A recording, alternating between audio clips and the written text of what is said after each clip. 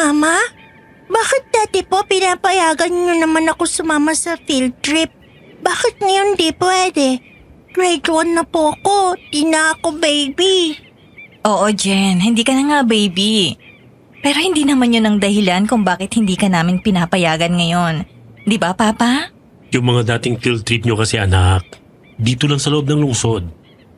Hindi yun delikado para sa'yo.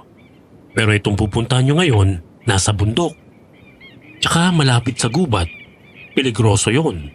Sabi ni Teacher Daddy, safe daw yung pupuntahan namin kasi campsite ng mga Boy Scout at Girl Scout. Di ba, Apo, takot ka sa mga insekto? Yung mga gumagapang at lumilipad? Gusto mo bang pumunta sa lugar na maraming insekto? Maraming ganun pag malapit sa gubat. Ay, ganun po ba, Lola? Ayoko na lang pala sumama. Dear Miss Anne, tawagin mo na lang akong Jen. Lumaki ako dito sa Metro Manila at ngayon ay 53 years old na. Mula nang magkamalay ako ay hindi pa ako nakakalabas ng lungsod. Mahigpit na ipinagbawal yon ng aking mama na si Diana at ng aking si Papa na si Juancho, maging ng aking si Lola Miling. Noong maliit pa ako, nagawa pa nilang magbigay ng iba't ibang rason kung bakit hindi nila ako pinapayagang pumunta sa malalayong lugar na nasa kabundukan o malapit sa kagubatan. Pero noong teenager na ako, nagsimula akong magrebelde sa ganong paghigpit. Kapag bata pa kasi tayo, kadalasan ay nakikita lang natin yung sarili nating perspektiba. Kapag hindi natin nakuha ang ating gusto, parang napakalaking inhustisya. Mauunawaan lang natin ang tunay na dahilan kung bakit hindi palaging pwede ang gusto natin kapag nakita na natin ang kabuuan. Ganoon ang nangyari sa akin noon. Akala ko masyado akong pinagkakaitan ng aking mga magulang at lola na makapag-enjoy na tulad ng ibang bata. Yun pala, napakabigat ng kanilang dahilan at mismong buhay ko ang nakataya. Napilitan silang ipagtapat sa akin ang tunay na dahilan. Nagsimula pala ang lahat noong 20 anyos pa lang si Mama Diana at nakatira pa sila ni Lola Miling sa malayong baryo sa isang probinsya sa Mindanao.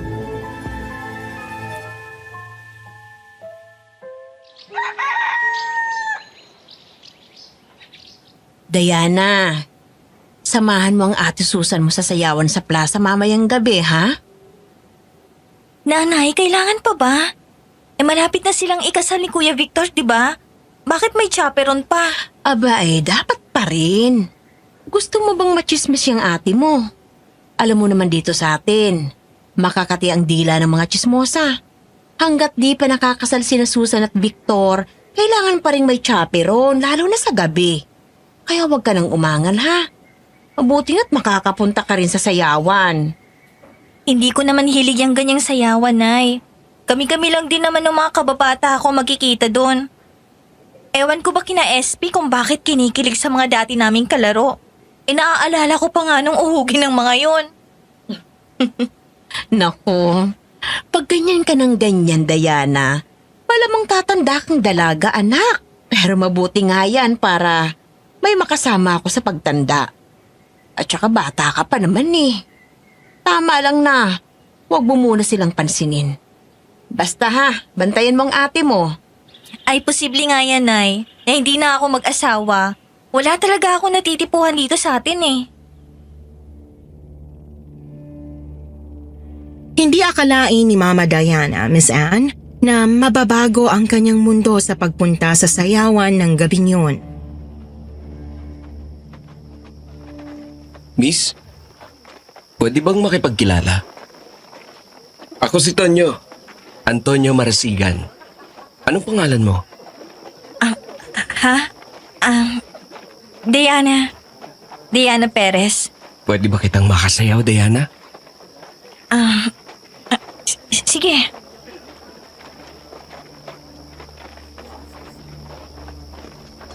Kauna-unahang pagkakataon daw yun na nakita ni Mama Diana si Tonyo, Miss Anne.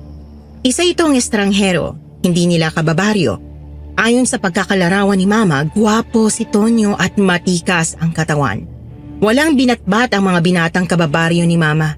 At hindi mahiyain si Tonyo na tulad nila. Magmula noong isinayaw nito si Mama Diana, hindi na nakalapit yung ibang mga binata ng buong gabi. Ikaw ang pinakamagandang babae dito sa buong baryo, Diana. Hindi naman. Totoo yun.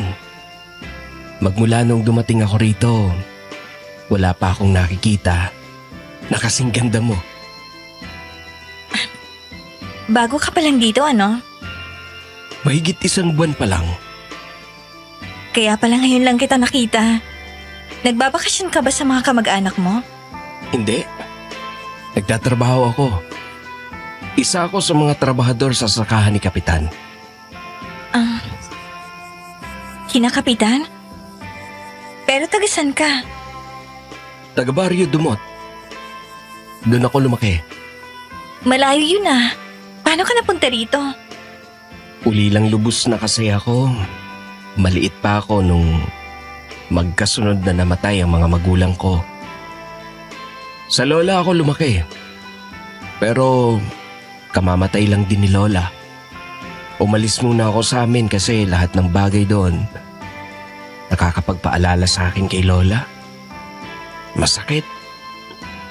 Hindi ko kaya. Nagpalipat-lipat ako ng baryo. Palayo ng palayo.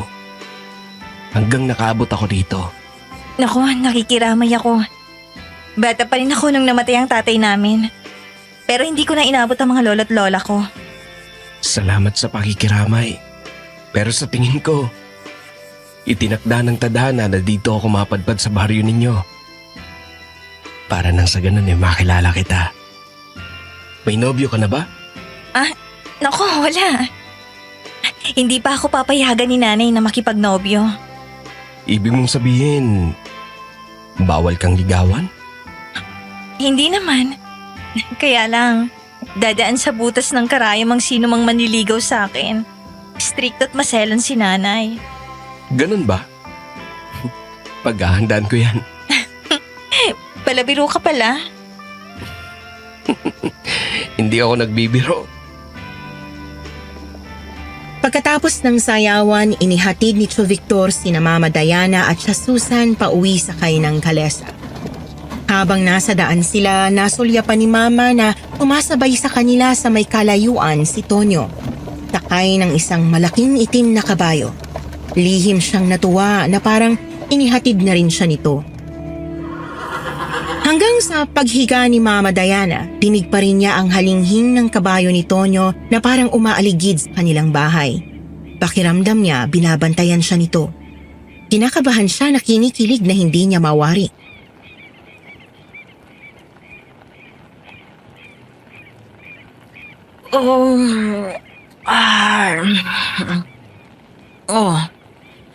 Ang aga ng gising mo ngayon, Diana.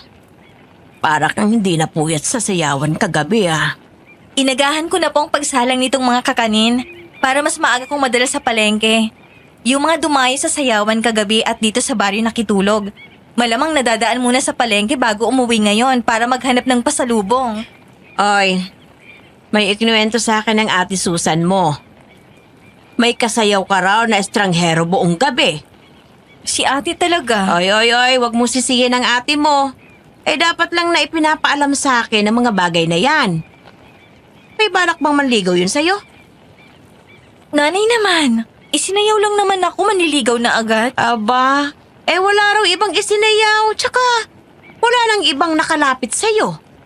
Hoy, Diana ha, hindi natin alam kung anong klaseng tao yan. Hindi natin kilala. Mabait naman po si Tonyo, Nay. Oh, kita mo na. Yan ang nga bang sinasabi ko eh. Hindi mo pa nga nakikilala ng lubusan. Mabait na kagad. Estranghero siya dito sa baryo natin. Basta na lang sumulpot dito. Nakilala mo lang sa sayawan, magpapauto ka na kagad. Hindi naman po ganun yun, Nay. Nagpakilala naman siya ng maayos. Taga-baryo Dumot daw siya. Nako, pagkalayo-layo nun dito sa atin. Bakit siya nandito? Nagpapalipas daw po ng pagdadalamhati sa pagkamatay ng lolang nagpalaki sa kanya. Tumutulong siya ngayon sa sakahan ni na kapitan. Hindi naman po siguro siya kukuning katulong ng Kapitan Del Barrio kung masamang tao siya, di ba po? Abat, naikwento niya na ang lahat ng yan sa'yo doon sa sayawan? Gusto raw po kasi niyang makilala namin ng lubos ang isa't isa. Ay di balak kang ang ligawan. Basta alam mo naman ang patakaran ko, anak. Kilalanin muna natin ng mabuti ang bawat manliligaw mo, ha?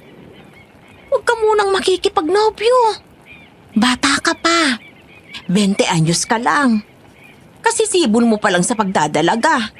Namnamin mo muna ang iyong kabataan. Mabilis lang ang mga taon, Diana. Kaya wag mong lalong madaliin. Wag mong sayangin, anak. Opo, Nay. Pero mabilis din kumilos si Tonyo, Miss Anne. Pinuntahan ito si Mama Diana sa palengke. Mag-isa siyang nagtitinda doon ng kakanin habang si Lola Miling naman ay abala sa pagiging kumadrona. Si Tia Susan ang kasama ni Lola sa kanyang trabaho. Kumusta, Diana? Uy, Tonyo, ikaw pala. Maaga kayo natapos sa trabaho? 3:00 pa lang ah. Maaga kong natapos yung inuto sa akin. Ganado ako magtrabaho kasi pupunta talaga ako dito. Nabanggit mo kagabi na nagtitinda ka sa palengke, di ba? Parang ang sarap nitong mga paninda mo, ah. Siyempre naman. Ako yata nagluto ng mga yan. Sigurado na ngang masarap. Papakyawin ko na lahat. Nagbibiro ka na naman. Hindi, ah. Ibalot mo ng lahat ng yan. Magkano ba? Para makapamasyal na tayo. Para makapag-usap tayo nang hindi ako nakaka-istorbo sa iyong pagtitinda. Baunin na lang natin ito. Seryoso ka? Ang dami pa nito. Yung di natin makakain, ipapasalubong ko sa mga kasamahan ko sa trabaho pagbalik ko sa tinitira namin. Sige, bahala ka. Pero, saan naman tayo mamamasyal? Nakasakay ka na ba sa kabayo? Kalesa lang. Pwes, isasakay kita ng kabayo. Ipapasyal kita sa may talampas. Magandang tanawin doon. Ha? Sasakay ng kabayo? Nakakatakot yata, baka mahulog ako. Hindi ko syempre papayagang mahulog ka. Umasakta ng kahit konti. Huwag kang mag-alala. Nadala ng kapusukan si Mama Diana, Miss Anne. Kahit daw kasi maraming may gusto sa kanya at nagpaparinig sa kanilang baryo, ay walang naglakas loob na manligaw. Natakot siguro sa kanyang nanay. Pero baliwala yon kay Mama Diana kasi wala rin naman siyang natipuhan sa mga binata doon. Pagkatapos, hetong isang gwapo at makisig na estranghero na malakas ang loob at walang pag-aatubili. Para sa isang 20 anyos na dalaga, nakakabuhay yon ng pulso. Ngayon lang ako nakakita ng ganito kalaking kabayo. Ito ba yung sinakyan mo kagabi? Nakita kita na sumasabay sa kalesang naghatid sa amin. Siya nga yung nakita mo. Siya si Diablo. Ang ganda ng kulay niya. Itim na itim. Tsaka ang kintab ng buhok niya. Gwapo talaga si Diablo. Alagang-alaga ako to. Halika na. Ha? Paano ako makakasakay dyan? Ang taas. Ganito lang, oh.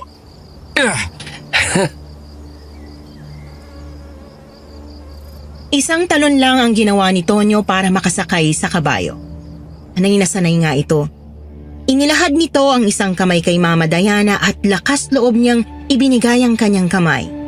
Isang malakas na hila lang din ang ginawa ni Tonyo bago natagpuan ni Mama ang kanyang sarili na nakasakay na rin sa kabayo sa harap ng binata. Para lang siyang namalikmata.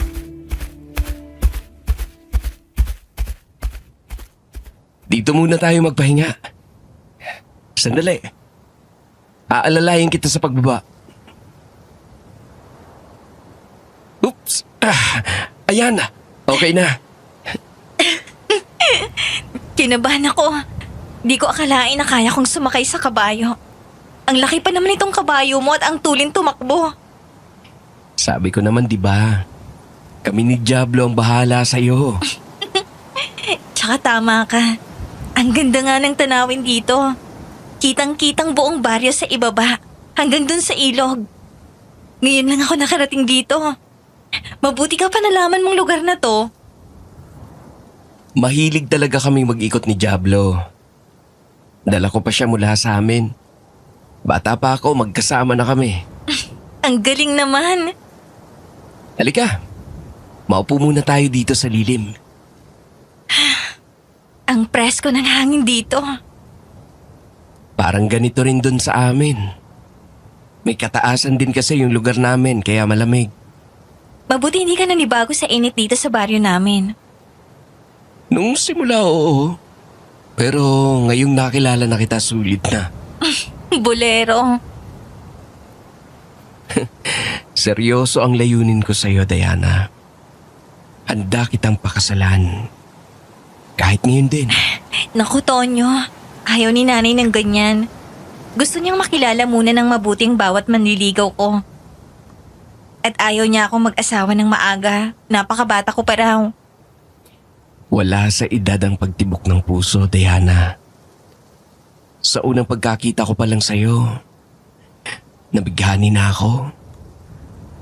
At noong nakausap kita, lalong nahulog ang damdamin ko sa'yo.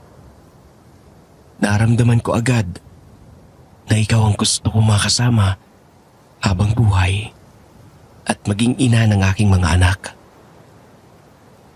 Ganun agad? Kung seryoso ka, kailangan makilala ka muna ni nanay. Oo, nakahanda akong gawin yun. Pero pag umakyat ako ng ligaw sa bahay ninyo, magiging dinumero ang kilos ko at pananalita. Hindi ba mas mabuting makilala mo muna ako ng lubusan sa ganitong natural na pag-uusap? Pag pumasa ako sa'yo, saka ako haharap sa nanay mo. Nakumbinsi ni Tonyo si Mama Diana, Miss Anne. Magmula noon, araw-araw na silang nagkita. Para hindi makahalata si Lola, inaagahan ni Mama ng 1 oras ang pagsasara ng pwesto sa palengke. Namamasyal sila sa gubat para hindi makita at maisumbong ng ibang taga-baryo. Sa loob lang ng ilang araw, nahulog na ng ganap ang loob ni Mama kay Tonyo. Handa na akong humarap sa nanay mo, Diana. Para pangatawanan ng pag-ibig ko sa'yo. Sasabihin kong gusto kitang pakasalan. Nagmamahalan tayo. Huwag mo munang banggitin ang pagpapakasal. Hindi siya papayag, Tonyo. Sigurado ako. Baka paghigpitan niya ako at hindi na tayo makakapamasyal ng ganito. Kung ganon, wala nang ibang paraan. Kailangan nating ipaglaban ang ating pag-ibig. Mahal ko, sumama ka sa akin. Magpapakasal tayo. Ha? Isasama ako sa'yo? May babalikan akong kabuhayan sa aming baryo, mahal ko. May namana akong lupa mula kay Lola. Yun ang sinasaka ko bago siya mamatay. Inihabilin ko lang muna yon sa isang kababata nung umalis ako. Alam niyang babalikan ko rin pag lumipas na ang aking pagdadalamati. Bibigyan kita ng maayos na buhay doon, Diana. Ikaw at ang magiging mga anak natin. Pero ayokong lumayo sa pamilya ko. Hindi ko kaya. Kung yun ang gusto mo, babalik tayo rito. Ibebenta ko yung lupang minana ko at dito tayo bibili ng lupang sasakahin ko. Kapag kasal na tayo, sa ating pagbabalik, wala na silang magagawa pa. Hindi na nila tayo pwedeng paghiwalayin. Kung ibenta mo muna yung lupa mo tsaka ka bumalik dito. Hindi ko na kayang maghintay pa, mahal ko. Hindi ko kayang mawalay sa'yo. Natatakot ako na mawala ka sa akin. Mahal na mahal kita. Nararamdaman kong mahal mo rin ako. Tama ako, hindi ba? Hindi ko na maitatago. Oo. Pareho tayo ng nararamdaman. Kung ganun, pagkasal na tayo. Para hindi ka na nila mabawi sa akin. Paano natin gagawin? Bukas, magdala ka ng ilang pirasong damit pagpunta mo sa palengke. Konti lang. Yung hindi nila mahahalata. Tapos ipagbilin mo sa katabi mong tindera yung paninda mo bago tayo umalis. Huwag ka mag-alala. Hindi masasayang yung paninda. May pagbibilinan ako ng pera para pakyawin yung kakanin. Para maibigay yung pinagbentahan sa nanay mo. Naging parang sunod-sunuran si Mama Diana sa plano ni Tonyo, Miss Anne. Umaga pa lang noong umalis sila. Ang sabi ni Mama, normal lang ang kanilang paglalakbay sa araw na yon. Ilang baryo at kabahayan ang kanilang tinawid. Dahil hindi pa naman nakapagbiyahe si Mama Diana sa labas ng baryo nila, hindi niya kabisado ang kanilang tinahak na daan. Pagdating ng tanghali, pumasok ulit ang kabayo sa isang kagubatan at tumigil sila sa gilid ng isang sapa. Andito na tayo sa baryo nyo? Hindi. Titigil lang tayo dito para kumain. Kailangan ding uminom at magpahinga ni Diablo. Tirik na kasi ang araw, oh. E tanghaling tapat na. May baon akong pagkain at tinumin. Etong nilagang itlog at tubig. Eto na lang muna ang pananghalian natin. Pasensya ka na, ha? Walang problema. Tama na sa'yo yung 2 itlog. Ang hina mo palang kumain. Ganito lang talaga ako. Kailangan mong magpalakas. Lalo na pag nagbuntis ka. Ano ba yan? Hindi pa nga tayo kasal eh. Kaya nga tayo nagtatanan para makapagpakasal na agad, di ba? Ayaw mo na talaga nitong natitirang itlog? May 10 pa rito. Busog na ako. Panghapunan na lang natin yan. Sa dami ng baon mo, abot pa hanggang almusal. Ay, hindi. Ako gutom pa eh. Akin na to. Sarap. Ang lakas mo palang kumain. Kaya palang malakas ka. Pero dahan-dahan lang. Parang hindi mo nang inuunguyayan ah. Baka mabilaukan ka. Masanay ka na sa akin. Wala pa to. Hindi pa to yung totoo kong kain. Panawid gutom ko lang ito habang nasa biyahe tayo. Walang kaalam-alam si Mama Diana sa mga oras na yon, Miss Anne, na may pahiwatig na pala yung sinabi ni Tonyo. Muli silang nagbiyahe sakay ng dambuhalang kabayong itim. Kahit napakatuli ng takbo ng kabayo, ginabi pa rin sila sa daan at nung lumatag ang dilim, may napansin si Mama Diana. Bakit ganyan ang mga mata ng kabayo mo, Tonyo? Parang nag-aapoy. Pagod ka lang. Kaya kung ano-anong nakikita mo. Baka refleksyon lang yun ng nadaan ng mga gasera ng mga kubo. Sobra na rin kasi ang bilis ng pagpapatakbo mo. Halos hindi ko na makita ang mga dinadaanan nating mga baryo. Bagalan mo naman, natatakot na ako. Mas mabilis talaga ang takbo ni Diablo sa gabi. Presko na kasi. Tsaka kailangan nating makarating agad sa amin. Sa lakas ng hampas ng hangin sa kanyang mukha, napapikit na lang si Mama Diana. Mahigpit ang kapit ng kamay niya sa braso ni Tonyo, kay higpit din ng pagkabig nito sa kanyang bewang. Parang bakal yung bisig ni Tonyo, napakalakas. Samantala, pagkagat din ng dilim, bandang 6:30 ng hapon, kumakatok naman si Lola Miling sa bahay ni Lolo Berto. Berto! Berto! Oh, Miling, bakit? Sino may sakit sa inyo? Wala akong ipapagamot sa'yo, Berto. Ibang tulong ang kailangan ko. Yung inaanak mo, si Diana. Hindi umuwi mula sa pagtitinda sa palengke. Nawawala. Ha? Paano naman mawawala si Diana? Ang liit-liit ng baryo natin. Ang hinala ko, Berto. Tinangay ng estranghero si Diana ko. Sino estanghero? Paano nangyari yun? May estranghero siyang nakilala nung nakaraang sayawan dito sa baryo. Nagtatrabaho raw sa bukid ni Kapitan at Tonyo raw ang pangalan. Kanina, nung hindi umuwi si Diana, pinuntahan ko sa palengke. Sabi ng mga katabing tindera, nakita raw nilang kausap ni Diana yung estrangherong yun dun sa palengke kinabukasan ng sayawan. Pinuntahan ko kagad si Kapitan. Sabi niya naman, wala siyang tauhan na Tonyong pangalan.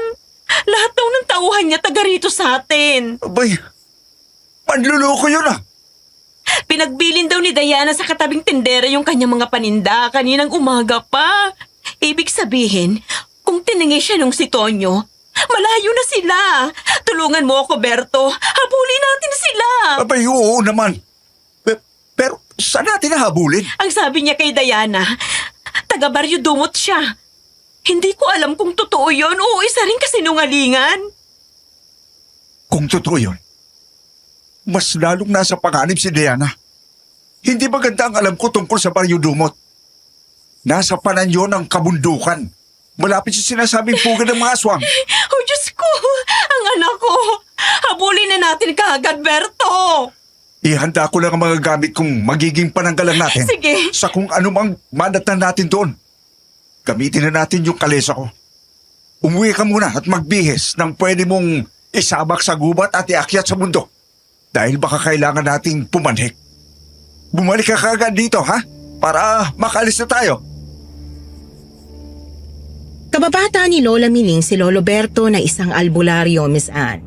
Kaya naging ninong siya ni Mama Diana at lagi siyang handang tumulong sa aming pamilya. Liblib yung baryong tinitirhan nila at para makapunta sa iba pang baryo noong mga panahong yon, ang sinasakyan lang ay kariton na hila ng kalabaw o kalesa. Mabuti na lang at may kalesa ka, Berto. Pero wala na bang ibibilis pa ito? Ilang oras na yung lamang nila sa atin. 7:30 na ng gabi. Hindi natin pwedeng pwersahin ang kabayo. Baka lalo tayong maantala niyan. Abutan pa kaya natin sila? Nag-aalala na. Hayaan mo. Itutuloy natin ang biyahe ng magdamag. May baon naman tayong dilagang kamuti dito. Saba at tubig. Bukas idlip lang ako ng sandali habang nagpapahinga ang kabayo. Pagkatapos, tuloy ulit tayo. Gaano ba kalayo ang Baryo Dumot na yon? Anong oras tayo makakarating doon? Baka mga 5:00 ng hapon bukas. Ano? Ganun katagal? Magdasal na lang tayo habang bumibiyahe, Miling. Kung sina Lola Miling at Lolo Berto ay kinailangan pang abutin ng magdamag at maghapon sa biyahe, kakaiba ang naging karanasan ni Mama Diana. Magmula noong kumagat ang dilim ay parang nilipad na sila ni Diablo. Parang sasandali lang at nag-anunsyo na si Tonyo. Nasa Baryo Dumot na tayo, mahal. Ay, salamat. Pero naku, tulog na yata ang lahat ng tao. Sarado ng mga bintana ng mga bahay at walang kailaw-ilaw. Ganyan talaga dito sa gabi. Maaga silang nagsasara. Teka, bakit tayo lumalabas uli sa baryo? Di ba taga rito ka? Bakit natin lalampasan? Paakyat na tayo ng bundok Papasok na ng gubat. Baryo Dumot pa rin naman ito. Doon pa sa itaas ang bahay namin. May komunidad din doon, sa kabila pa ng gubat. Doon kami nakatira. Nakakatakot naman dito sa gubat. Ang dilim-dilim. Baka maligaw tayo. At saka, baka may mababangis na hayop dito. Sana ipagpabukas na lang natin ang pag-akyat. Huwag kang mag-alala, mahal. Teritoryo ko to. Kabisado ko. Dito ako ipinanganak at lumaki. Magmula pa sa mga ninuno ko dyan na sa itaas nakatira. Imposibleng maligaw tayo. Ito rin si Diablo. Kabisado ang daan pa uwi. Hindi ko na makita ang langit sa kapal ng mga puno. Mas lalo tuloy dumilim. Oh, ano yun? Parang tunog ng mabangis na hayop. Baboy damo lang yun. Ha? Baka salakayin tayo. Natatakot ako, Tonyo. Siya dapat ang matakot sa akin. Paborito ko ang baboy damo.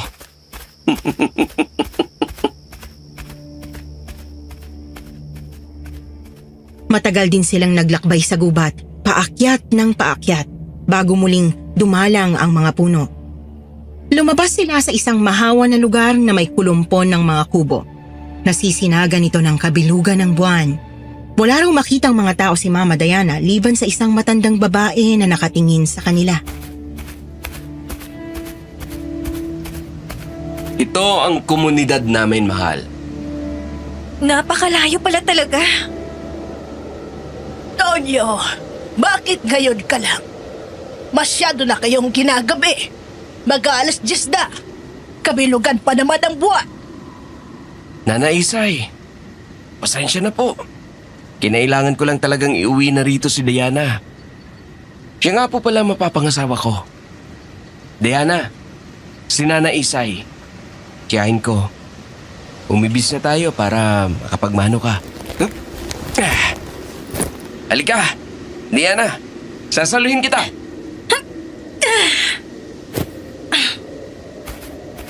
Mano po, Nana Isay? Aba, kagandang dalaga. At maganda ang pagkakatawa. Malapad ang balakang. Magaling ka talagang pumili, Tonyo. Siyempre naman po. Hala, panik na kayo. Dadalhan ko kayo ng pagkain. Tonyo, bilisan mo at alam mo namang may ronda mamaya. Opo. Tara na, Diana. Sa itaas ng bahay. Ipasok muna natin sa kwarto ang mga dala mo. Tonyo, ano yung ronda? Oh, What? heto ang hapunan. Tonyo, bilisan mo ha. Pero ikaw, Diana, hindi mo kailangang magmadali. Kumain ka lang. Maiwan ko muna kayo, ha? Maraming salamat po. Kain ng kain ha, mahal. Mag-relax ka lang. Pero pagkakain ko, may iiwan muna kita. Basta magpahinga ka na. Pero tandaan mo, huwag kang lalabas ng bahay. Kahit na anong mangyari. Huwag kang magbubukas ng bintana o pinto. Kahit ano pang marinig mo mula sa labas. Sundin mo ang mga bilin ko. Ano? Aalis ka? Iiwanan mo ako rito? Bakit? Natatakot ako, Tonyo. Huwag ka matakot. Walang sasaling sa'yo rito. Protektado ka. Magroronda kami kasi kabilugan ng buwan ngayong gabi. Proteksyon yon para sa buong komunidad. Bakit magro-ronda kapag kabilugan ng buwan? Protection laban sa ano? Sa mga nais manakit sa mga taga-komunidad.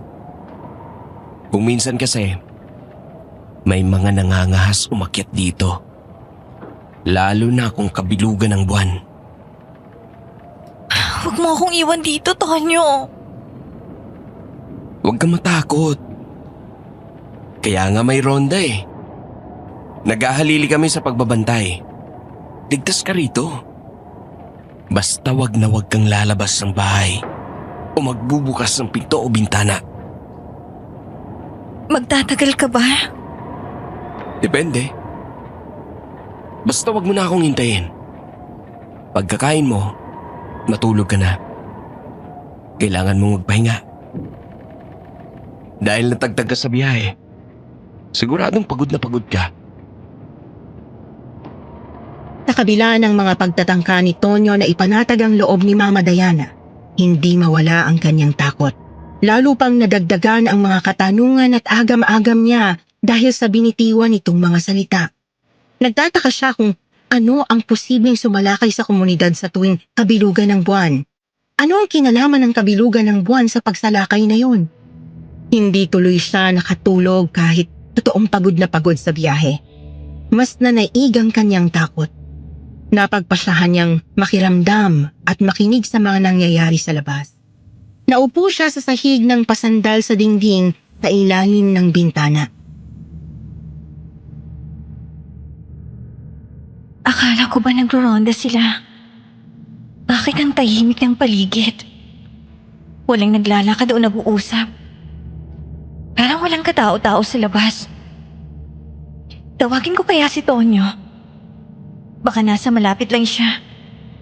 Teka, wag na lang pala.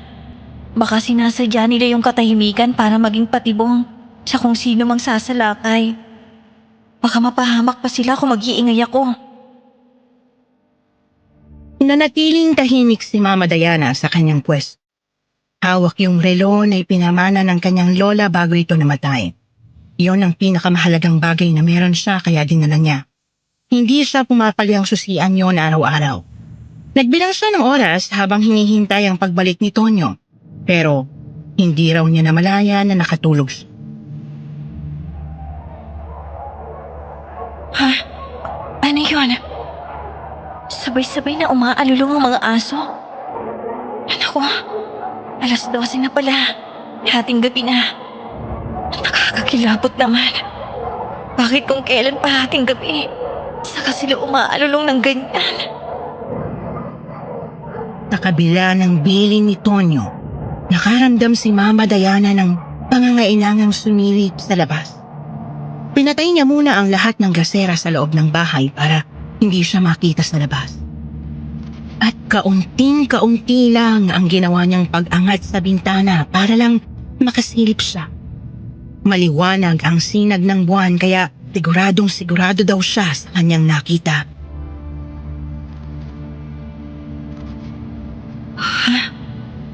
Si Nana Isay?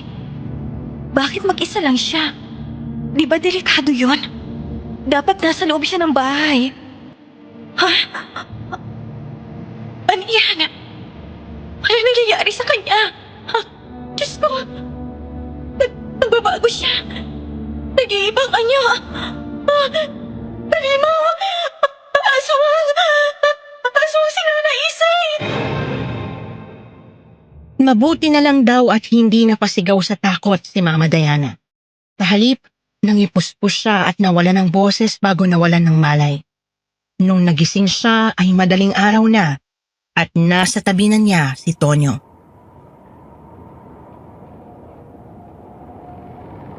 Diana? Gising! Napano ka? Bakit ka nakandusay dito sa sahig? Tonyo! Diyos ko! Tonyo!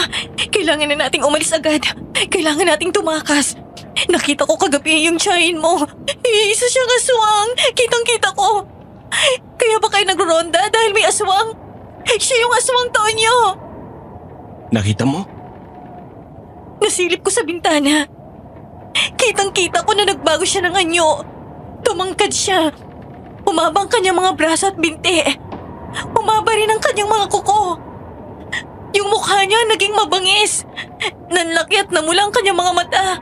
Mumuka ang kanyang bibig at naglabasan ang kanyang mga pangil.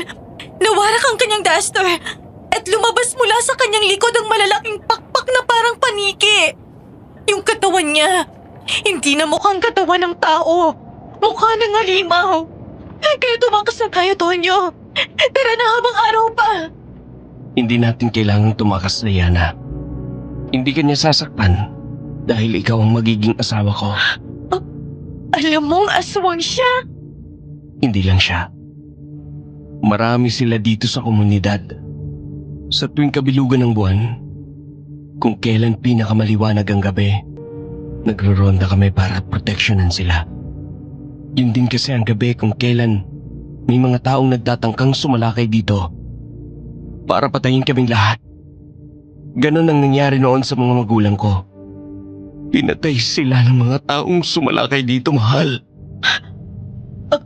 Aswang din ba sila kaya sila pinatay? Pati ikaw? Aswang ka rin ba, Tonyo? Nasa lahi namin. Oo. Pero kaming mga lalaki ay hindi nag-aanyong aswang at hindi kailangang manginain ng tao. Hayop ang kinakain namin. Tulad ng baboy damo. Ang nanay mo, katulad din ba siya ni Nana Isay? Sa partido ng tatay ko, ang lahi ng aswang. Kapatid ni Nana Isay ang tatay ko. Yung nanay ko, katulad mo rin. Normal na tao. Minahal niya at tinanggap ang pagkatao ng tatay ko. At dito sila nanirahan. Ako ang nag-iisa nilang anak. Bunga ng kanilang pagmamahalan. Diyos ko. Diana. Mahal na mahal kita. Kung mahal mo rin ako, tanggapin mo ang buo kong pagkatao. Pwede tayo maging masaya rito. Sabi mo, iuuwi mo ako sa amin. Gusto ko nang umuwi, Tonyo. Iuwi mo na ako ngayon din. Parang awa mo na. Sinabi ko lang yun. Dahil ayoko mawala ka sa akin. Hindi ko kayang mawala ka sa akin. Pero ngayon nandito na tayo. Hindi na tayo pwedeng umalis, Diana. Bakit hindi? Nangako ka. Kung ayaw mong umalis, ako na lang ang aalis. Hindi pwede. Protektado ka lang ngayon. Dahil mapapangasawa kita. Kung tatanggi kang maging asawa ko, pwede ka nilang biktimahin. Biktimahin? Anong ibig mong sabihin? Papatayin nila ako? Kakainin? Mapoproteksyonan lang kita bilang asawa ko. Kaya pakiusap. Diana, huwag kang sumira sa ating usapan. Ayoko pang mamatay, Tonyo! Ay, Diyos ko, ayoko pang mamatay! Bakit mo ginawa sa akin to? Walang nangyayaring masama sa iyo, mahal. Basta magpakasal tayo. Inihahanda ng ritual ng ating pagpapakasal. Maninirahan tayo dito ng tahimik. Kasama ng ating magiging mga anak. Anak? Hindi ako papayag na magkaanak na may lahing aswang! Kasama yun sa pagiging asawa ko. Diana, kapag hindi tayo nagkaanak, ipapawalang bisa nila ang ating kasal. At muli, maaari ka nilang biktimahin. Gagawin mo lang pala akong paanakan? Yun lang ang paraan. Para magpatuloy ang aming lahi, Diana. Hindi nagkakaanak ang mga babae sa aming lahi. Tanging ang mga lalaki ang maaaring magkaanak sa mga tulad mo na normal na tao. Ang mga anak nating babae ay posibleng salina ng ganap na pagiging aswang. Ang mga anak nating lalaki ay tagasali ng binhi para sa susunod na henerasyon. Pagkahanap din sila ng iibigin mula sa mga normal na mga kababaihan. Bakit ako pang pinili mo, Tonyo? Bakit ako pa? Dahil umibig ako sa'yo, Diana. Totoong pag-ibig ko. Huwag mong sabihin na nagbago ng damdamin mo sa akin. Ayaw kong mamula ka sa akin. Walang nagawa si Mama Diana, Miss Anne. Hindi pa siya handang mamatay kaya pumayag siyang ituloy ang pagpapakasal kay Tonyo sa ritual ng mga aswang. Dinalhan ko kayo ng almusal. Salamat po, Nana Isay. Oh, bakit parang nadadamlay ka't nabubutla, Diana? Nakita po niyang pagbabago ninyo kagabi. Hindi pa siya nakakakita ng ganon kailanman. Pasensya na po. Naninibago lang siya. Ganon ba? Kumusta naman ang desisyon niya? May pagbabago ba? Naku, wala pong pagbabago. Naipaliwanag ko na sa kanya ang lahat tungkol sa ating lahi. Tuloy na tuloy po ang kasal. Mabuti naman kung ganon. O siya, maiwan ko na kayo. Kain na. Opo, salamat po. Mahal, huwag kang magpapakita ng pagdadalawang isip o pag-aatubili. Ayoko magduda sila sa'yo. Ayoko mapahamak ka. Kung totoo yan, sana hindi mo na ako dinala dito. Huwag kang maingay. Baka may makarinig sa'yo. Makasariling pag-ibig mo, Tonyo. Pero huwag kang mag-alala. Papayag akong pakasal sa'yo. Para lang hindi ako kainin ng mga aswang. Takot akong mamatay lalo na sa ganong paraan. Pagkatapos nilang mag-agahan, muling bumalik si Nana Isay.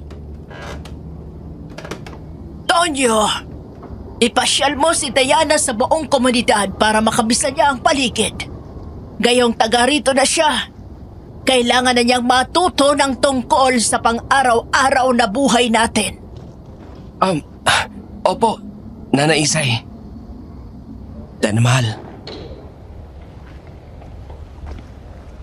Yan ang kusina. Iisa ang kusina para sa buong komunidad. Nagtutulungan sa paghahanda ng pagkain. Nagtutulungan din kasi sa pangunguha ng makakain. Tulad ng pangangaso sa gubat at paghuli ng baboy ramo. Huwag mo nang idetalye kung ano pang mga pagkain ang kinukuha. Kanya-kanyang kuha na lang ng pagkain ng bawat mag-anak. Dinalan tayo ni Nana Isay dahil kadarating mo lang. Pero sa susunod, tayo na ang kukuha ng pagkain natin. Aasahan ba nila akong tumulong sa paghahanda sa lahat ng klase ng pagkain? Kayong mga asawang tagalabas, magkakasamang naghahanda ng pagkain ninyo at ng mga asawa ninyo. Iwala yon para sa mga tulad ni Nana Isay. Silang bahala ron. Ganun ba? Ayun naman ang paliguan ng mga babae. May tubig na dumadaloy sa tubong kawayan. Galing yun sa bukal na nasa bundok. Nakahiwalay ang paliguan para sa mga lalaki. Ang mga kubeta rin, magkakahiwalay ang para sa babae at sa mga lalaki. Wala kang alalahanin dito. Walang mambabastos sa'yo. Strikto ang batas namin na bawal mang-agaw ng asawa. Mabuti naman kung gano'n. Pero mas matindi para ng pinoproblema ko. Alas 5 na nga po nakatakda ang ritual ng kasal natin. Pagkapananghalian natin, isasama ka ng mga kababaihan para sa espesyal na ritual ng pagpaligo. Pagkatapos, bibihisan ka nila ng pagkasal. Hindi ka kasama? Ganun din kasi ang gagawin sa akin ng mga kalalakihan. Huwag ka mag-alala. Walang mangyayaring masama sa'yo. Basta sa tuwing tatanungin ka ng kahit na sino, sabihin mong nagmamahalan tayo at buong puso ka nagpapakasal sa akin. Bago mag-alas 5 ng hapon, nabihisan ng araw si Mama Diana. Pero sa halip na puti, ay pulang-pula ang damit pang kasal, pati na ang belo. Iniwan siya ng mga kababaihan sa loob ng kubo ni Tonyo dahil magbibihis na rin daw ang mga ito. Si Nana Isay ang sumundo sa kanya roon. Ang ganda naman ng ikakasal. Nagustuhan mo ba itong trahe mo? Opo, salamat po. Tayo na sa inyong kasal. Mag-aalas 5 ng hapon ay dumating naman sina Lola Miling at Lolo Berto sa baryo Dumot, Miss Anne. Agad na nagtanong si Lola sa isang bukas na tindahan. Inilarawan niya si Mama Diana, pati na rin si Tonyo. Berto, sabi ng tinderang halos kaedad natin, dito ro siya ipinanganak at lumaki pero wala siyang kilala na taga rito na matangkad, kulot ang buhok at gwapo na tulad ng pagkakalarawan ni Diana kay Tonyo. Pero sabi niya, malamang daw taga Itaas. Mga ganong tipo raw ang mga taga roon. Napakrus pa siya pagkasabi niya noon. Taga-itaas. Ibig sabihin doon, sa itaas ng bundok nakatira. Yan ang nga ba ang inaalala ko? Hindi tayo nakasisiguro kung doon nga dinala si Diana, pero malakas ang gutom kumili. Kaya sa palagay ko, kailangan nating pangasan na doon siya hanapin. Yun nga lang, napakadelikado. Baka dapat maiwan ka na dito sa ibaba. At ako na lang aakyat. Magubat doon at hindi natin alam kung may makakasagupa tayong aswang. Sabi ko nga sa'yo, kilalang pugad ng mga aswang ang kabundukang yan. Hindi ako pwedeng maiwan dito. Sasama ako. Kung delikado, mas lalong kailangan kitang samahan sa pagsaklolo kay Diana. Anak ko siya, Berto. Kahit buhay ko, ibibigay ko para lang maisalba siya. Kung buo ang loob mo, ihabilin natin itong kalesa at kabayo dyan sa tindahan. Bayaran na lang natin ang pagpapakain nito at pagpapainom ng kabayo. Hindi natin madadala ito sa gubat at lalo na sa bundok. Oh, eto, tig-isa tayo ng flashlight. May baong pa akong mga ekstrang baterya dito. Ayon sa kwento ni Lola Miling, kahit hapon pa lang, napakadilim na sa loob ng gubat na pinasok nila. Kahit yung mga ilaw ng flashlight ay parang namanglaw. Doon daw niya naramdaman ng ganap yung sinabi ni Lolo Berto na napakadelikado ng kalagayan ni Mama Diana. Dahil sa tindi ng kanyang kaba, naging kasinlamig ng yelo ang kanyang mga paa at kamay. Ramdam na ramdam niya na nasa matinding panganib ang kanyang bunsong anak. Bigla na lang bumulwak ang pinipigilan niyang mga luha. Bakit, Miling? Bakit bigla kang umiiyak? May naapakan ka ba? Pasensya ka na, Berto. Kagabi pa ako nagpipigil kasi alam mo kung kailangan kong palakasin ang loob ko. Pero natatakot ako sa kung ano nang nangyayari ngayon kay Diana. Kahapon pa siya ng umaga na wala. Pangalawang araw na ngayon na nasa kamay siya ng demonyong yun. Pagka kung ano nang nangyayari sa kanya. Maging handa tayo sa anumang darat na natin, Miling. Pero huwag tayong mawawala ng pag-asa. Mahal na mahal ko rin si Diana. Kasama mo ako sa anumang kailangan ating gawin para lang mabawi siya. At samahan natin ang taimtim na pagdarasal. Panginoon ko, nagmamakaawa ko. Bilang isang ina, tulungan niyo po ang anak ko at bigyan niyo po kami ng lakas para maisalba siya. Padalhan niyo po kami ng tulong. Miling! Kanonoy? Kanonoy, ikaw nga ba? Ako nga, Miling. Anong ginagawa niyo dito sa bundok? Lumipat ba kayo rito sa may baryo dumot mula ron sa atin? Kilala mo siya, Miling? Oo naman. Magmula pa nung maliliit tayo, siya si Kanonoy. Naikukwento ko nga siya sa iyo nun eh. Kanonoy, si Berto po.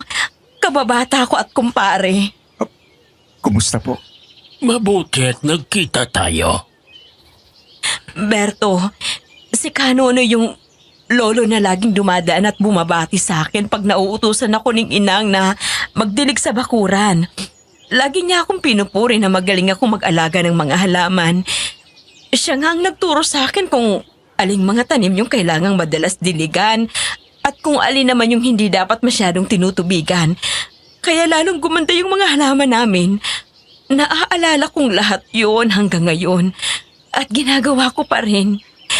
Pero Kanonoy, tumanda na ako't lahat. Parang hindi naman kayo tumanda. Naaalala niyo pa ba yung mga kwentuhan natin nun?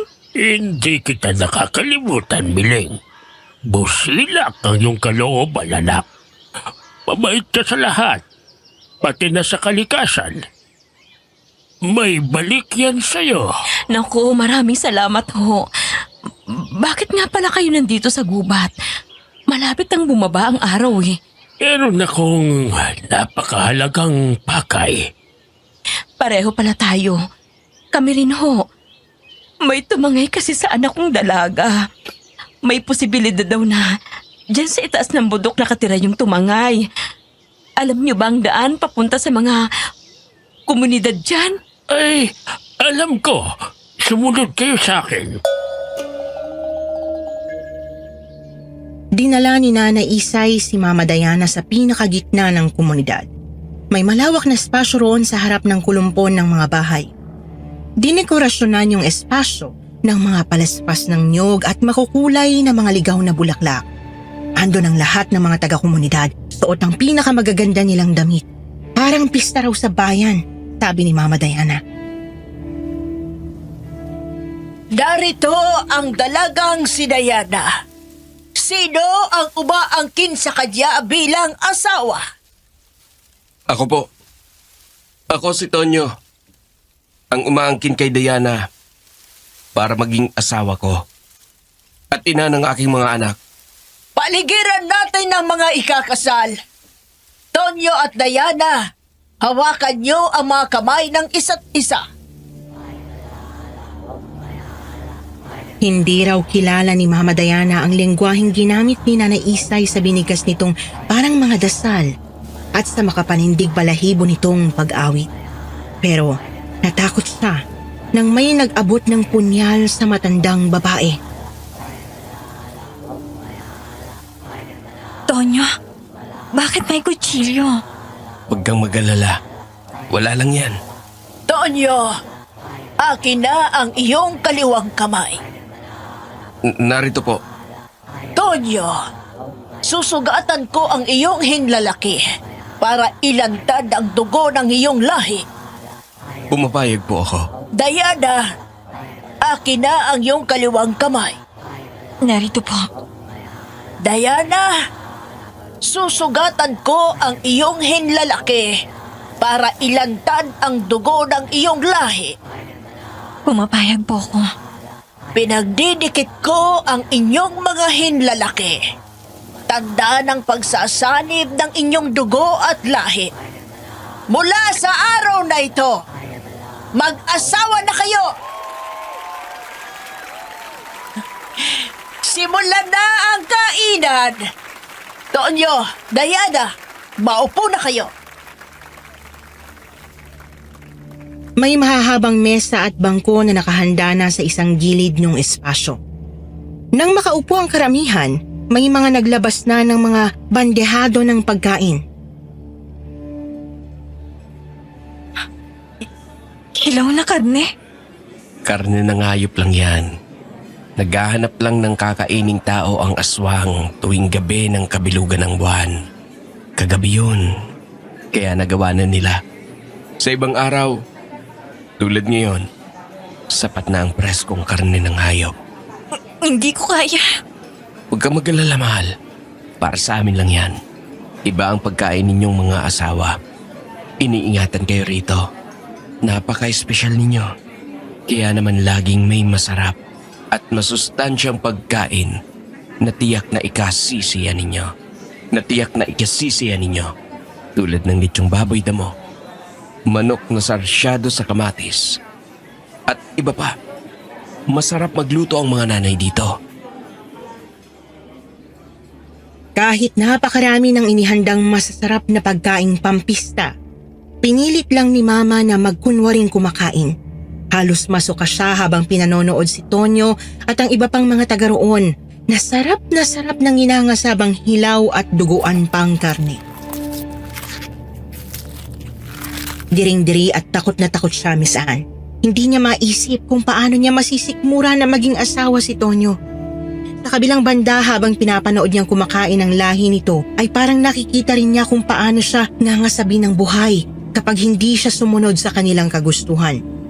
Ising-sisi siya sa ginawa niyang pagsuway sa kanyang nanay. Nagdasal siya ng taimtim na sana'y sagipin siya sa anumang paraan sa malagim niyang kapalaran.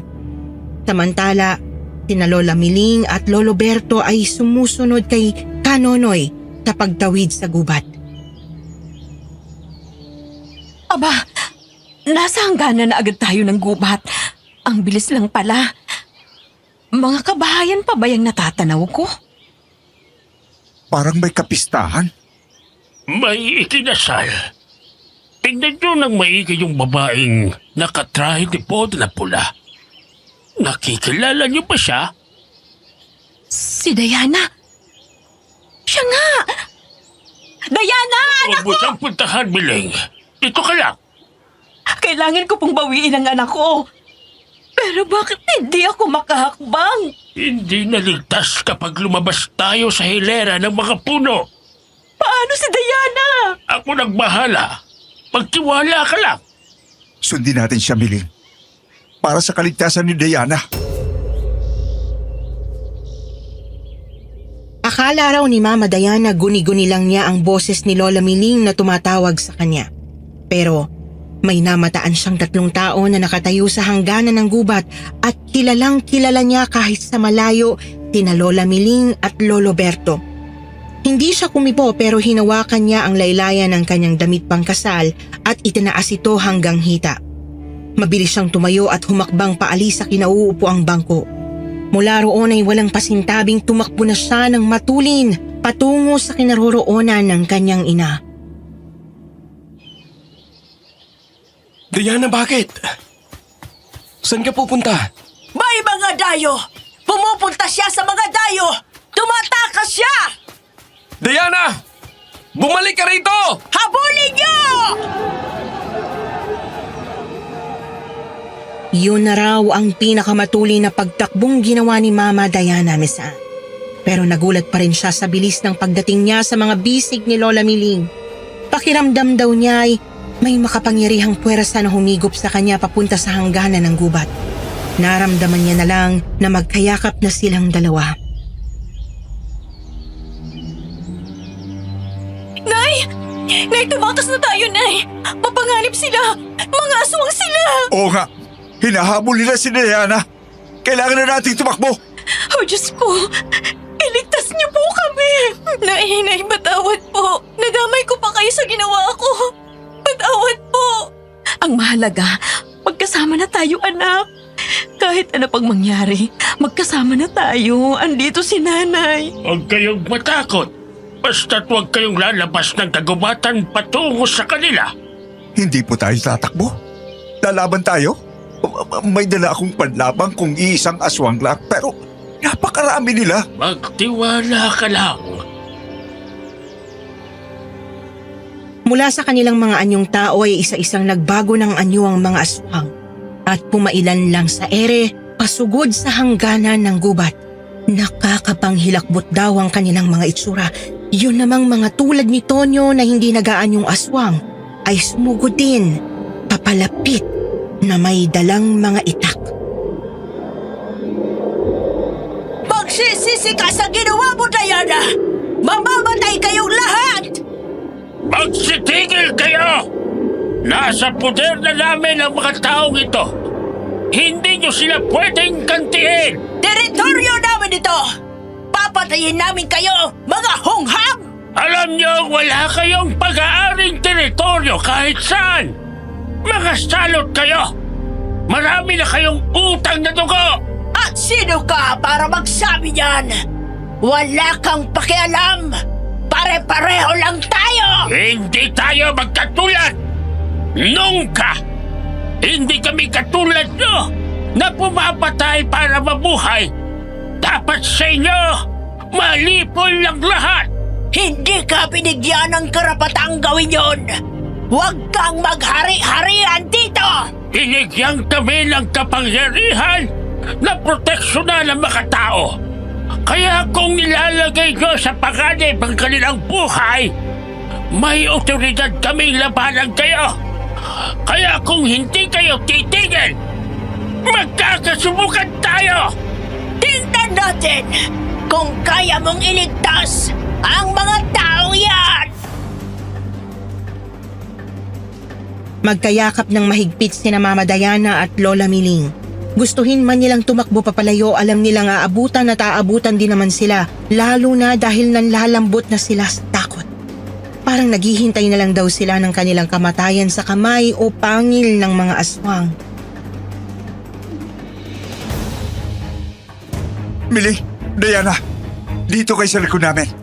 Kanonoy, may suntag akong panlaban sa aswang. Hindi ko sila atrasan. Andito lang ako sa tabi mo. Sagot! Ayan na sila! Pumikit ka na lang, anak. Yakap ka ni nanay. Hanggang dyan na lang kayo!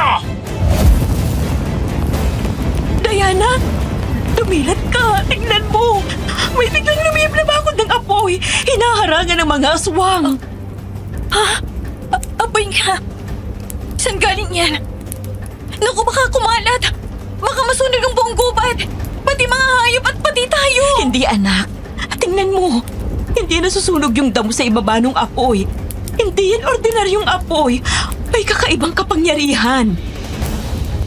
Diana! Diana! Hindi mo ako pwedeng iwan! Susungin ko ang lahat! Babawiin kita! Diyos ko! Sumusugod pa rin siya! Tumugod nga si Tonyo, Miss Anne, at nilamon siya ng apoy. Ganoon din ang kanyang mga kasama. Kahit yung mga nagtangkang umatras ay hinabol ng apoy at hindi nakaligtas.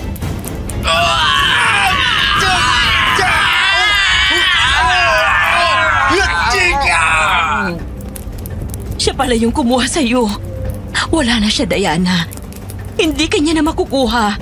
Natupok na siya ng apoy. Sumusugod pa rin yung mga aswang na nasa ere. Baka makalusot sila sa ibabaw ng apoy. Hindi sila makakatawid.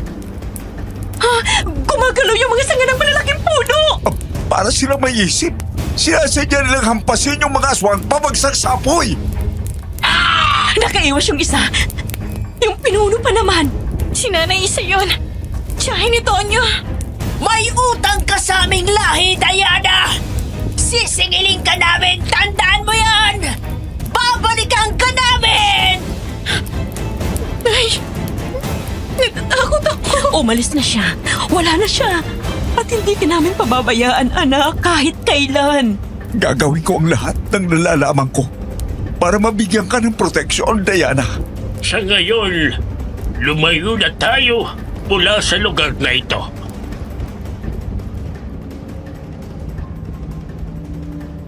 Nagsimula silang maglakad sa gubat pababa ng bundok. Pero sandali lang at parang hindi na raw nila alam ang sunod na nangyari. Basta pare-pareho silang inantok. Hindi nila alam kung huminto sila at natulog muna o bumaba muna saka nakatulog.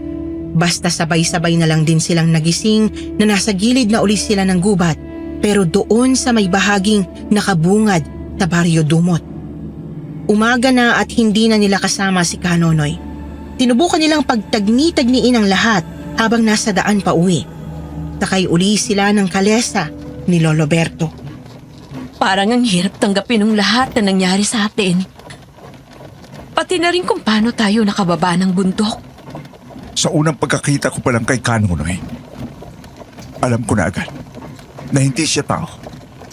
Isa siyang misteryosong nilalang. Pero mabuting enerhiya ang nararamdaman ko mula sa kanya. Kaya nagtiwala ako. At hindi naman niya tayo binigo. Napakalakas ng kanyang kapangyarihan para matalo niya yung sanlaksang aswang. At nasa panig niya ang kalikasan. Mula nung maliit pa ako, akala ko talaga kung sino lang siyang kapitbahay namin na matanda. Ang lakas ng pakiramdam mo, Berto. Sa tagal ko ba namang nakakaengkwentro ng kung ano-anong mga nilalang? Nasanay na akong makakilatis kung tao nga ba o hindi ang kaharap ko. Para siyang Anghel de la Guardia mo, Nay. Nasundan ka niya hanggang dun sa gubat. Parang alam niya na kailangan mo ng tulong niya sa oras na yun. Sabi nga kasi ni Kanonoy Diana, usilak ang kalooban ng nanay mo. Kayo rin po, Ninong. Maraming salamat po. At sinamahan niyo si Nanay. Itinaya niyo ang buhay niyo. Kahit alam niyong sobrang delikado. Tandaan mo, Diana, para na tayong pamilya. Parang mga kapatid ko na itong sinanay mo at ang yumaong mong tatay mula pa noong mga bata pa kami. Kaya hindi ko kaya na pabayaan kayo. Hiyang-hiya ako sa inyong dalawa. Nagsisisi ako na hindi ako nakinig sa iyo, Nay. Sising-sisi ako na nakipagmabutihan ako kay Tonyo. Patawarin niyo po ako na ipinahamak ko kayong dalawa dahil sa katigasan ng ulo ko. Pati kayong dalawa nasuong sa panganib. Ang mahalaga, anak, ligtas na tayong lahat. Oo nga pala, Diana. Kunin mo itong bote ng lana. Marami pa ako niyan sa bahay. Bibigyan pa kita ng karagdagan niyan. Araw-araw ka magpapahid niyan sa katawan mo. Proteksyon niyan mula roon sa huling sinabi ng aswang. Nasa panganib pa rin ba si Diana, Berto? Oo. Kaya kailangan ninyong lumipat sa malayong probinsya. Sa kabayanan kayo tumira. Huwag sa malapit sa bukid, bundok o gubat.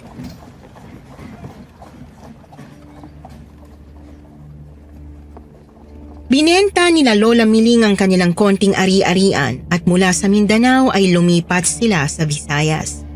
Sa bago nilang probinsya nakilala ni Mama Diana ang aking si Papa Juancho. Pagkaraan ng 2 taon, ikinasal sila. 23 si Mama nung ipinagbuntis niya ako. Sa kanila nakatira si Lola Miling. 3 buwan daw ng pagbubuntis ni Mama noong may kakaiba uli silang naranasan. Nakahiga na silang lahat noon. Malalim na ang gabi. Wancho, gising. Narinig mo ba yon? Parang may bumagsak sa bubong natin. Ha? Ano? Ayun na naman. May kumakalabog sa bubong natin. Pusa lang yun. Madalas maglaro sa bubong ang mga pusang gala. Huwag kang matakot. Masama sa baby yung nagiging nervyosa ka. Tulog ka na lang. Babantayan kita. Okay, sige.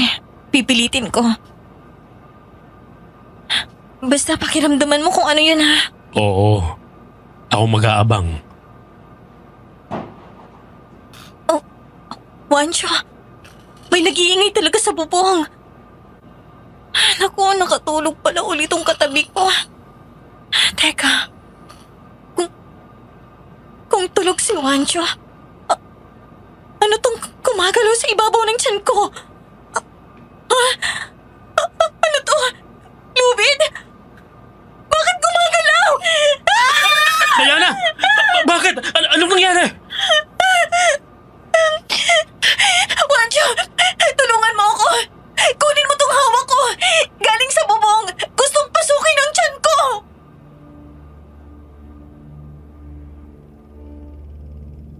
Tinag lang ng buwan mula sa bintana ang nagbigay liwanag sa kwarto dahil nakapatay ang ilaw. Pero kitang-kita ni Mama Diana at Papa Juancho yung parang napakahabang bituka ng manok na nakalambitin mula sa kanilang bubong at lumalaban mula sa pagkakahawak ni Mama. Aswang to, Juancho. Dila ng aswang. Gustong kunin ang baby natin sa tiyan ko. Aswang? Akin na yan. Hayop ka. Halimaw! Tigilan mo ang asawa at anak ko! Akong kalabanin mo! Kinuha ni Papa Juancho yung dila ng aswang at pinulupot sa kanyang kamao hanggang braso. Hinila niya yon ng hinila ng buong lakas. Lumalaban yung aswang at lumakas ang mga kalabog sa bubong.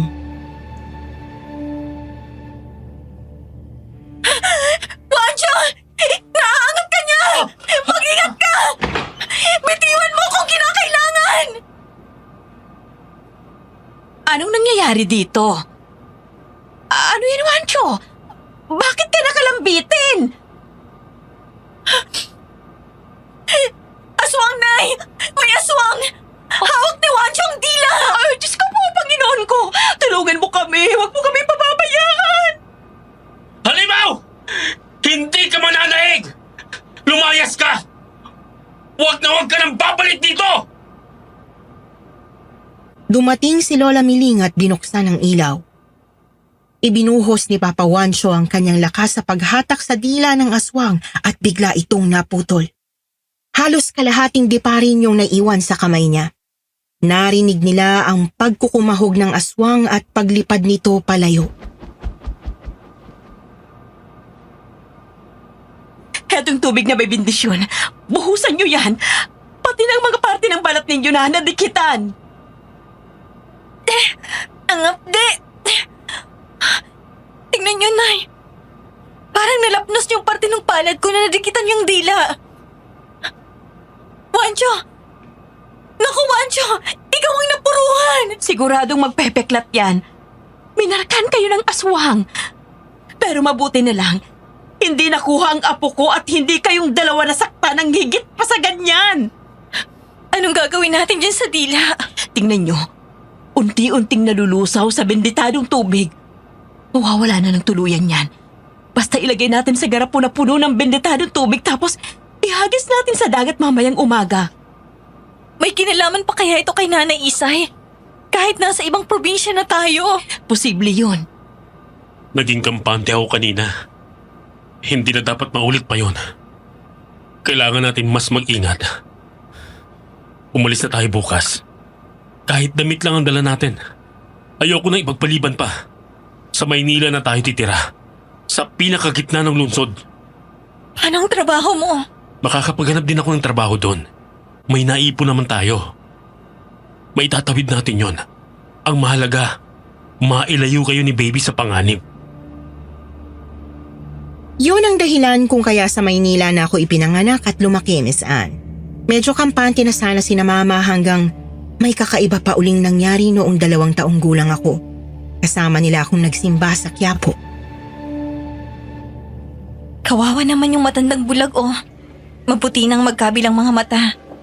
Bigyan natin ng konting tulong. Oo nga. Sige, ikaw na magbigay. Lolo, para ho sa inyo. Maraming salamat, Edeng. Mag-iingat kayo ng inyong mag-ama. Markado kayo ng aswang. Markado ho kami? Kayong mag-asawa. Nakipagbuno sa aswang para iligtas ang iyong anak. Hindi ba? Kaya may mga peklat ang iyong mister sa kamay at braso. Ikaw naman, may mga peklat din sa palad. Hindi ho pala ganap ang inyong pagkabulag. Nakita ninyong mga peklat namin. Wala nang silbi ang aking mga mata. Sa ibang paraan ako nakakakita. Dahil doon, nakikita ko rin ang hindi kayang makita gamit ang mga mata. Gaya ng marka ng aswang sa inyong anak. Wala hong peklat ang anak namin. Baka nagkakamali kayo. Nasa tiyan ko pa siya noong nakipagbuno kami sa aswang. Bago mo nahablot yung dila ng aswang, nadampian na ang sanggol sa iyong sinapupunan. Tamang-tama lang na nahuli mo siya, kaya naisalba mo ang iyong anak. Pero may marka na siya na hindi nakikita. Diyos ko, paano niyo nalaman kung ano mismong nangyari? Nasa panganib pa rin ba kami? Lalo ng anak namin? Sa kasamaang palad, makikita at maaamoy ng mga aswang ang iyong mga marka. Kaya kailangan ninyo ng lubos ng pag-iingat. Magsuot kayo lagi ng binditadong medalyong pang-proteksyon at magdala ng binditadong tubig. Pero kahit pa meron kayo nung mga yon, huwag pa rin kayong pupunta sa mga lugar na masukal at hindi matao. Lalong huwag sa mga may bundok at gubat. Manganganib ang buhay ninyo at baka madamay pati na rin ang mga kasama ninyo. Dito lang kayo palagi sa gitna ng lungsod. Piliin ninyong tumira sa lugar na matao. Laging maliwanag at laging maingay. Dahil sa sinabi ng matandang psychic na bulag sa Quiapo, lalong tumibay ang paniniwala ng aking mga magulang at ni Lola Miling, Miss Anne. Tama ang naging desisyon ni Juancho na lumipat dito sa Maynila. Marami na tayong mga babala. Seryosohin natin ito para hindi mapahamak si Jen. Huwag po kayong mag-alala, Nay. Sisiguruhin natin na dito lang si Jen sa gitna ng lungsod palagi. At kapag nagka-boyfriend siya at nag-asawa, sisiguruhin natin na bukas ang isipan ng lalaki para maunawaan ang mga hindi niya pwedeng puntahang mga lugar. Kailangan mapangalagaan din si Jen ng mabuti ng mapapangasawa niya. Ganon nga ang naging boyfriend ko at naging asawa na si Mike, Miss Anne. Kaya hindi ko inakala na sa kabila ng lahat ng mga pag-iingat na yon ay makakaranas din ako ng kakaiba. Nangyari lang ito noong 2022 kung kailan edad 50 na ako. Pumanaw na si Lola Miling noong 2005 at si Papa Juancho noong 2014. Si Mama Diana naman nagkasakit ng cancer at naratay na noong 2022. Wala nang lunas at painkillers na lang ang binibigay para siya maging komportable. Pinili ni Mama na sa bahay na lang ilaan ang kanyang mga huling araw. Ako mismo ang nag-alaga sa kanya sa bahay namin ni Mike. Ginugol namin ni Mama ang mga araw sa pagbabalik tanaw sa masasayang mga alaala. Hindi namin pinag-usapan yung mga malagim na pangyayari.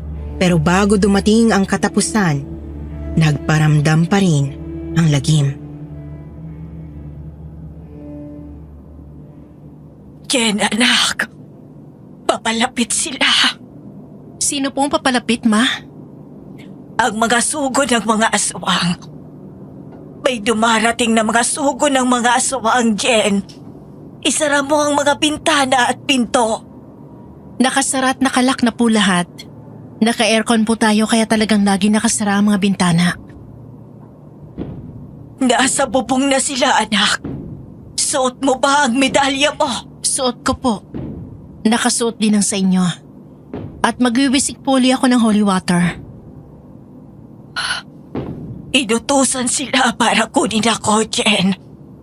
Pag mo silang payagang makuha ako. Hindi nila kayo makukuha, Ma. Na-bless na po kayo. Protektado na kayo. At lalabanan ko sila. Nasa bintana na sila, Jen. Hawiin mo ang kortina. Gusto kong makita na selyado tayo.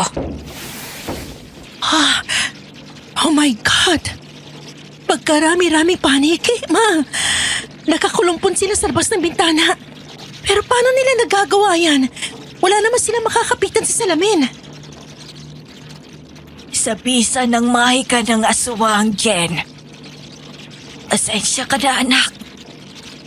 Nadamay ka pa sa naging katigasan ng ulo ko nung dalaga pa lang ako. Doon nag-ugat ang lahat ng ito. Huwag kang mag-alala, Ma. Mas makapangyarihan ang pinanghahawakan natin. Tingnan ko lang kung may laban sila sa Biblia at salita ng Diyos. Heto! Harapin niyo ang Biblia! Sa ngalan ng Diyos, pinalalayas ko kayo! Sa ngalan ng Diyos, bumalik kayo sa inyong pinagmulan!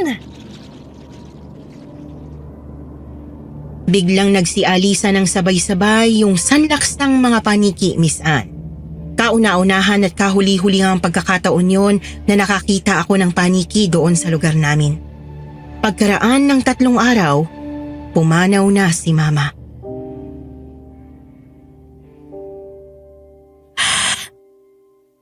Sigurado ako hindi ka na nila makukuha, Ma. At peace ka na.